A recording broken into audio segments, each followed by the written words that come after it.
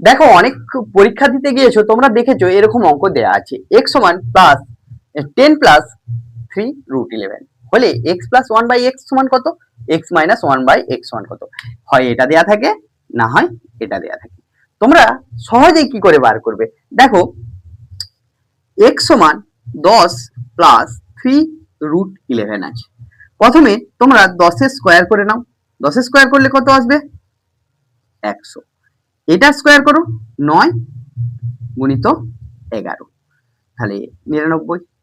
যদি এই দুটোর ডিফারেন্স 1 আসে, এই দুটোর যদি পার্থক্য কত আসে 1 আসে, যদি এই দুটোর পার্থক্য 1 আসে তাহলে তোমাদের কিছু করার দরকার নেই, x প্লাস 1 বাই x সমান বড়টাকে 2 দিয়ে গুণ করে দাও, তাহলে 2 আর 10 গুণ করলে 20। আর যদি মাইনাসে আসে তাহলে তোমরা কি করবে, ছোটটাকে 2 দ্বারা গুণ করে দাও, তাহলে কত আসবে 6 রুট 11। একই রকম ভাবে তোমরা এই অঙ্কটা করতে পারো, x সমান 5 প্লাস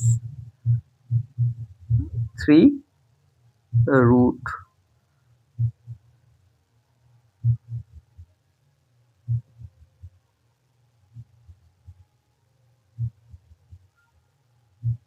2 রুট 6। তাহলে সেখান থেকে আমরা x প্লাস 1 বাই x সমান কত পাবো, আর x মাইনাস 1 বাই x সমান কত পাবো। তাহলে একই রকম।